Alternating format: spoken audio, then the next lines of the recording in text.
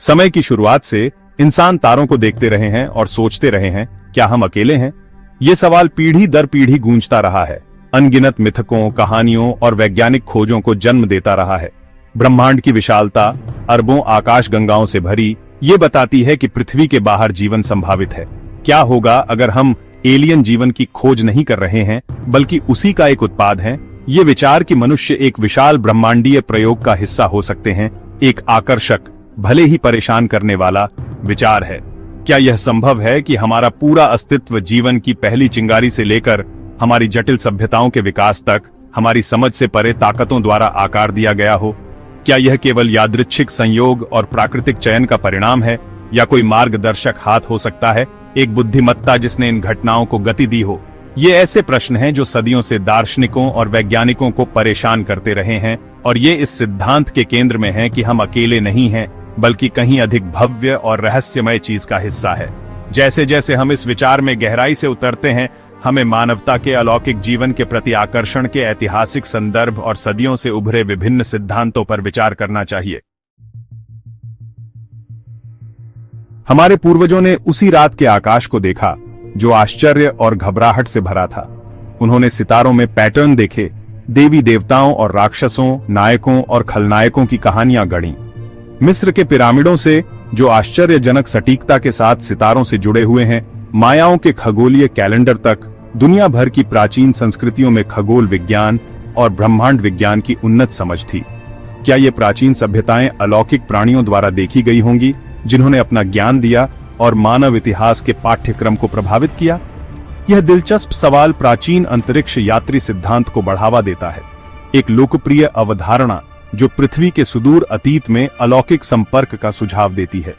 समर्थक अस्पष्टीकृत वास्तुशिल्प चमत्कारों की ओर इशारा करते हैं, जैसे गीजा के महान पिरामिड के विशाल पत्थर के ब्लॉक या पेरू में जटिल नाज़का रेखाएं प्रारंभिक सभ्यताओं की क्षमताओं से परे प्रौद्योगिकी के प्रमाण के रूप में, जबकि मुख्य धारा का पुरातत्व अक्सर इन दावों को खारिज कर देता है और अधिक सांसारिक स्पष्टीकरणों का हवाला देते हुए प्राचीन विदेशी हस्तक्षेप की संभावना कल्पना को पकड़ना जारी रखती है। चाहे हम प्राचीन अंतरिक्ष यात्रियों के विचार को स्वीकार करें या न करें, इस बात से इनकार नहीं किया जा सकता है कि मनुष्य सहस्राब्दियों से अलौकिक जीवन की संभावना से मोहित रहा है। 20वीं सदी में अलौकिक जीवन की संभावना में वैज्ञानिक जांच में वृद्धि देखी गई। एसईटी की खोज ने शक्तिशाली रेडियो दूरबीनों से ब्रह्मांड को स्कैन करना शुरू कर दिया। खगोलविदों ने हजारों एक्सोप्लैनेट की पहचान की, जिनमें से कुछ रहने योग्य क्षेत्र के भीतर स्थित हैं। जॉन ए बॉल ने 1973 में चिड़ियाघर परिकल्पना प्रस्तावित की। यह सिद्धांत बताता है कि उन्नत सभ्यताएं हमें दूर से देखती हैं, जैसे हम चिड़ियाघर में जानवरों को देखते हैं। पृथ्वी एक संरक्षित अभयारण्य है, जहां बुद्धिमान जीवन को बिना हस्तक्षेप के विकसित होने दिया जाता है। इस सिद्धांत के समर्थकों का तर्क है कि यही कारण है कि हम विदेशी सभ्यताओं के किसी भी ठोस प्रमाण का सामना नहीं कर पाए हैं। चिड़ियाघर परिकल्पना अलौकिक संपर्क की नैतिकता के बारे में गहन प्रश्न उठाती है। खंड 4, प्राचीन अंतरिक्ष यात्री और अतीत के साक्ष्य। जबकि चिड़ियाघर परिकल्पना विदेशी संपर्क की स्पष्ट कमी के लिए एक स्पष्टीकरण प्रदान करती है, दूसरों का मानना है कि पूरे मानव इतिहास में अलौकिक मुलाकात के प्रमाण मिल सकते हैं। प्राचीन अंतरिक्ष यात्री सिद्धांत के समर्थक प्राचीन ग्रंथों, कलाकृतियों और स्मारकों को हमारे सुदूर अतीत में विदेशी हस्तक्षेप के प्रमाण के रूप में इंगित करते हैं। प्राचीन ग्रंथों जैसे भारतीय वेदों और गिलगमेश के सुमेरियन महाकाव्य में उड़ने वाली मशीनों और असाधारण शक्तियों वाले प्राणियों का वर्णन है, जिन्हें अक्सर स्वर्ग से उतरने वाले देवताओं या देवताओं के लिए जिम्मेदार ठहराया जाता है। क्या ये कहानियां सिर्फ मिथकों से बढ़कर हो सकती हैं? क्या वे अलौकिक प्राणियों के साथ वास्तविक मुठभेड़ों के विवरण हो सकते हैं, समय के साथ गलत व्याख्या और मिथकीकृत, जबकि मुख्य धारा का विज्ञान अक्सर इन कलाकृतियों का श्रेय प्राचीन सभ्यताओं की सरलता को देता है। विदेशी प्रभाव की संभावना एक पेचीदा, यद्यपि विवादास्पद सिद्धांत बनी हुई है। खंड 5, यूएफओ, परे से संदेशवाहक। 20वीं सदी के उत्तरार्ध में अज्ञात उड़ने वाली वस्तुओं की रिपोर्टों में वृद्धि देखी गई, जिसने जनता की कल्पना को और प्रज्वलित किया और विदेशी मुलाकात के बारे में अटकलों को हवा दी। 1947 में रॉसवेल की घटना से लेकर दुनिया भर में सालाना रिपोर्ट की जाने वाली कई दर्शन तक यूएफओ अलौकिक जीवन की संभावना का पर्याय बन गए हैं।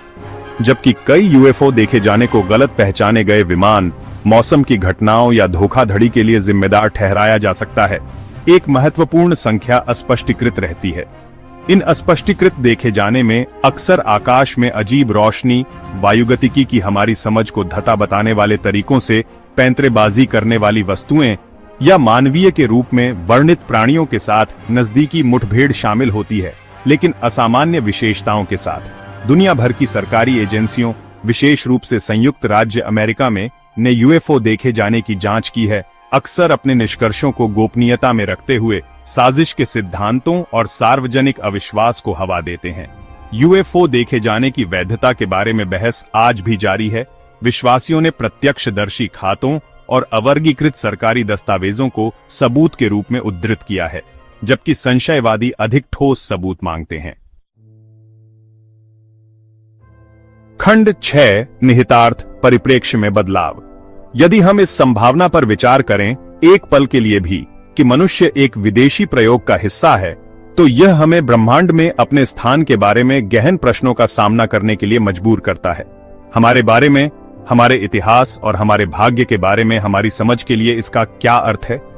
निहितार्थ दूरगामी हैं, हमारे मानव केंद्रित विश्व दृष्टि को चुनौती देते हैं और हमें इस संभावना पर विचार करने के लिए प्रेरित करते हैं कि हम सृष्टि के शिखर नहीं हैं, बल्कि एक बहुत बड़े और अधिक जटिल ब्रह्मांडीय टेपेस्ट्री का एक छोटा सा हिस्सा है। यदि हम वास्तव में एक विदेशी प्रयोग का हिस्सा हैं, तो यह सवाल पूछता है, उद्देश्य क्या है? क्या हमारा अध्ययन किया जा रहा है? अदृश्य पर्यवेक्षकों द्वारा हमारी प्रगति की निगरानी की जा रही है? खंड 7 खोज जारी है।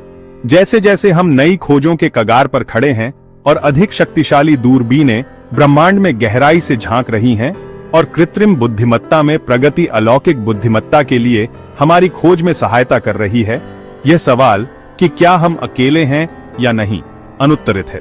यह संभावना कि हम एक विदेशी प्रयोग का हिस्सा है, जबकि सट्टा है, मानव कल्पना की असीम क्षमता और ब्रह्मांड में अपने स्थान को समझने की हमारी सहज इच्छा का प्रमाण है। चाहे हम यादृच्छिक संयोग या बुद्धिमान डिजाइन का उत्पाद हों, एक बात निश्चित है, हमारे मूल को समझने और ब्रह्मांड में हमारे स्थान की हमारी खोज आने वाली पीढ़ियों के लिए वैज्ञानिक जांच को चलाना और मानव कल्पना को प्रेरित करना जारी रखेगी। उत्तर की खोज ज्ञान की, संबंध की, मानव होने का मूल अर्थ है, और शायद एक दिन हमारे पास हमारा उत्तर होगा।